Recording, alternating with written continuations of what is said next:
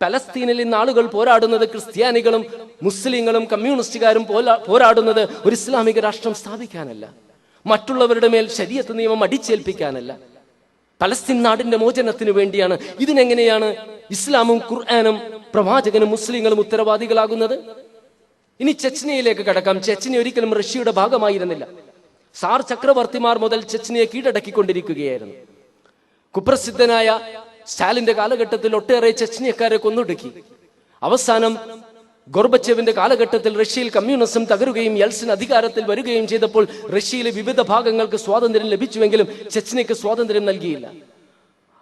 ആദ്യത്തെ ചെച്നിയ യുദ്ധത്തിൽ റഷ്യ ദയനീയമായി പരാജയപ്പെട്ടു. പിന്നെ പുടിൻ അധികാരത്തിൽ ഏറിയ ശേഷം വീണ്ടും ചെച്നിയ ആക്രമിക്കുകയും ഇന്ന് ചെച്നിയൻ ജനത പോരാടിക്കൊണ്ടിരിക്കുന്നത് ഒരു ഇസ്ലാമിക രാജ്യം സ്ഥാപിക്കാനല്ല, ശരീഅത്ത് നിയമം നടപ്പാക്കാനല്ല, മറിച്ച് ചെച്നിയ നാടിന്റെ മോചനത്തിന് വേണ്ടിയാണ്. ഇതിനെങ്ങനെയാണ് ഇസ്ലാമും ഖുർആനും പ്രവാചകനും മുസ്ലിങ്ങളും ഉത്തരവാദികളാകുന്നത്? ഇനി കുറച്ച് വർഷങ്ങൾക്ക് മുൻപ് നടന്ന ബോസ്നിയയിലെയും കോസവോയിലെയും സംഘർഷങ്ങളിലേക്ക് കിടക്കാം. യുഗോസ്ലാവിയയിലെ മാർഷൽ ടിറ്റോ എന്ന കമ്മ്യൂണിസ്റ്റ് ഭരണാധികാരിയുടെ മരണശേഷം യുഗോസ്ലാവിയയിൽ കമ്മ്യൂണിസം തകരുകയും സെർബിയയും ക്രൊയേഷ്യയും എല്ലാം സ്വതന്ത്ര രാഷ്ട്രമായി തീരുകയും ചെയ്തപ്പോൾ യൂറോപ്പിന്റെ ഹൃദയഭാഗത്ത് ഒരു മുസ്ലിം രാജ്യം വരുന്നത് ആർക്കും സഹിക്കാൻ സാധിക്കാത്തത് കൊണ്ട് സെർബിയക്കാർ ബോസ്നിയയിലേക്ക് കടന്നു ചെന്ന് മുസ്ലിം സ്ത്രീകളെ ബലാത്സംഗം ചെയ്യുകയും പൈതങ്ങളെ കശാപ്പ് ചെയ്യുകയും എല്ലാം ചെയ്തു. വർഷങ്ങളോളം ഈ മനുഷ്യക്കുരുതി നീണ്ടു നിന്നിട്ടും യൂറോപ്യൻ രാജ്യങ്ങളും അമേരിക്കയും അനങ്ങിയില്ല.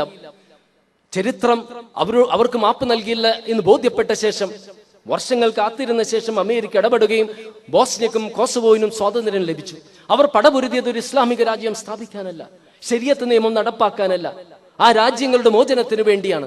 ഇതിനെങ്ങനെയാണ് ഇസ്ലാമും ഖുർആനും പ്രവാചകനും മുസ്ലിങ്ങളും ഉത്തരവാദികളാകുന്നത്? അമേരിക്കയും റഷ്യയും തമ്മിൽ നടന്ന ശീതയുദ്ധത്തിന്റെ കോൾഡ് വാറിന്റെ കാലഘട്ടത്തിൽ അമേരിക്കക്ക് പാകിസ്ഥാനിലും അതുപോലെ തന്നെ തൊട്ടടുത്ത ഷാബരിക്കുന്ന ഇറാനിലും സ്വാധീനമുണ്ടായപ്പോൾ അതിന് തടയിടാനായിട്ട് 1979 ഡിസംബർ മാസം റഷ്യ അഫ്ഗാനിസ്ഥാനിലേക്ക് കടന്നു. പാകിസ്ഥാനിലൂടെ അമേരിക്ക ആയുധങ്ങളും മറ്റു ധനസഹായങ്ങളും അഫ്ഗാനിസ്ഥാനിൽ എത്തിക്കുകയും അവർക്ക് വേണ്ട സഹായങ്ങളും പരിശീലനങ്ങളും നൽകി. അവസാനം റഷ്യൻ സൈന്യം പരാജയപ്പെട്ട് അവിടുന്ന് പിന്മാറുകയാണ് ഉണ്ടായത്. റഷ്യയിൽ കമ്മ്യൂണിസം തകർന്നപ്പോൾ സ്വാഭാവികമായിട്ടും അഫ്ഗാനിസ്ഥാനുള്ള താല്പര്യം കുറയുകയും അങ്ങോട്ട് തിരിഞ്ഞു നോക്കാതെയായി. ഒരുപാട് ആയുധങ്ങൾ, ഗോത്രങ്ങൾ തമ്മിൽ വഴക്കായി. അങ്ങനെ ഹ്രസ്വമായ ഒരു കാലഘട്ടത്തിനുള്ളിൽ താലിബാൻ എന്നൊരു യുവപ്പട ഉയർന്നു വരികയും അഫ്ഗാനിസ്ഥാനിലെ 90% ഭൂമി അവരുടെ കൈവശത്തിൽ വരികയും ചെയ്തു. അതിനുശേഷമാണ് സെപ്റ്റംബർ 11 സംഭവ വികാസങ്ങൾ നടക്കുന്നതും അമേരിക്കയോട് ആക്രമിക്കുന്നത്. മുല്ല ഉമർ പറഞ്ഞു, തെളിവ് കൊണ്ടുവരുവാൻ. തെളിവ് ചോദിച്ചപ്പോൾ ടോണി ബ്ലെയറിന് തെളിവ് കൊടുത്തു, അതുപോലെ തന്നെ മുഷറഫിന് തെളിവ് കൊടുത്തു. താലിബാൻ ഭരണകൂടത്തിന് തെളിവ് കൊടുത്തില്ല.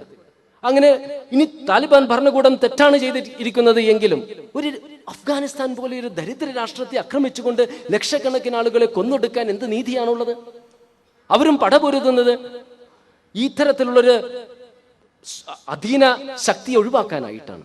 ഇതിന്റെ അടിസ്ഥാനപരമായിട്ടുള്ള അഫ്ഗാനിസ്ഥാനിലെ പ്രശ്നത്തിലേക്ക് കടന്നു ചെന്നാൽ അഫ്ഗാനിസ്ഥാനിലെ പ്രശ്നത്തിന്റെ കാരണം അമേരിക്കയും റഷ്യയും തമ്മിൽ നടന്നിട്ടുള്ള ശീതയുദ്ധമാണ്. ഇനി നമുക്ക് ഇറാഖിലേക്ക് കടക്കാം. സദ്ദാം ഹുസൈൻ ഒരിക്കലും ഒരു ഇസ്ലാമിക ഭരണാധികാരിയായിരുന്നില്ല. ഒരു സോഷ്യലിസ്റ്റ് വചനങ്ങളുമായിട്ടാണ് പട്ടാള വിപ്ലവത്തിലൂടെ അദ്ദേഹം അധികാരത്തിൽ വരുന്നത്. നാടിന്റെ മുക്കിലും മൂലയിലും അദ്ദേഹത്തിന്റെ പ്രതിമകൾ സ്ഥാപിച്ചു. മദ്യശാലകളും വ്യഭിചാരശാലകളും സർവ്വസാധാരണമായിരുന്നു. എന്നിട്ട് ഷാ ഭരണകൂടം തകർന്നപ്പോൾ അവിടെ അമേരിക്കയുടെയും അതുപോലെ തന്നെ യൂറോപ്യൻ രാജ്യങ്ങളുടെയും പിന്തുണയോടുകൂടി ഇറാനെ ആക്രമിക്കുകയും 10 വർഷത്തോളം നീണ്ടുനിന്ന യുദ്ധത്തിൽ അവർക്ക് വിജയം കൈവരിക്കാൻ സാധിച്ചില്ല. അവിടെ നിന്ന് പിന്മാറേണ്ടി വന്നു.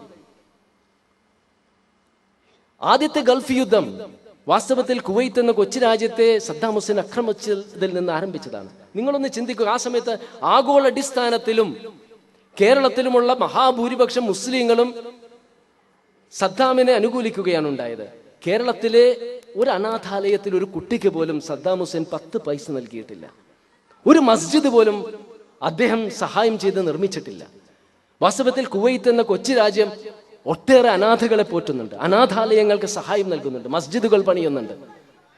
എന്നിട്ട് മുസ്ലിങ്ങൾ ഈ കുവൈത്തിനെതിരായിട്ടാണ് അന്ന് തിരിഞ്ഞത്. രണ്ടാമത്തെ ഗൾഫ് യുദ്ധം നടക്കുന്നത് ബുഷിന് എണ്ണയോടുള്ള അമിതമായ താല്പര്യം മൂലമാണ്.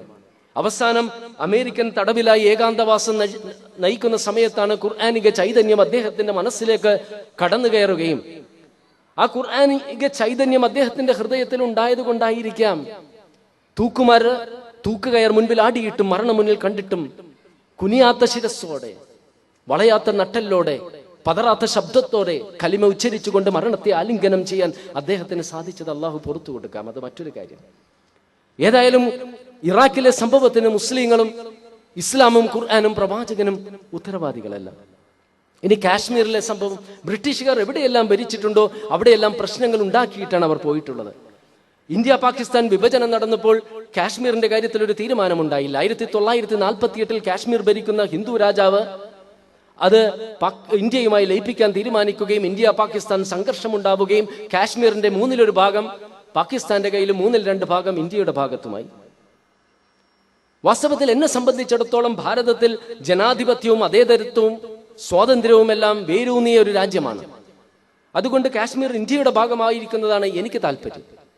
എങ്കിലും കാശ്മീരിലെ ഒരു വിഭാഗം ജനത പടപൊരുതുന്നത് ഒരു ഇസ്ലാമിക രാജ്യം സ്ഥാപിക്കാനല്ല, ശരീഅത്ത് നിയമം നടപ്പാക്കാനല്ല, ഒരു സ്വതന്ത്ര കാശ്മീരി രാജ്യത്തിന് വേണ്ടിയാണ്. അതിനെങ്ങനെയാണ് ഇസ്ലാമും പ്രവാചകനും ഖുർആനും മുസ്ലിങ്ങളും ഉത്തരവാദികളാകുന്നത്? എന്നിട്ടും ഈ പാശ്ചാത്യ മാധ്യമങ്ങൾ നിരന്തരം എഴുതിവിടുകയാണ് ആഗോള അടിസ്ഥാനത്തിൽ ഇന്ന് വരെ നടന്നിട്ടുള്ള മഹാഭൂരിപക്ഷം യുദ്ധങ്ങളുടെയും സംഘർഷങ്ങളുടെയും സംഘട്ടനങ്ങളുടെയും പിന്നിൽ മുസ്ലിങ്ങളും ഇസ്ലാമുമാണ് എന്ന്. ജിഹാദും ജിഹാദികളുമാണ് ലോകത്തിന് ഏറ്റവും വലിയ ഭീഷണി എന്ന് അവർ നിരന്തരം പറഞ്ഞുകൊണ്ടിരിക്കുന്നു. ജിഹാദ് എന്ത് എന്ന് ഒന്നുകിൽ അവർക്കറിയില്ല,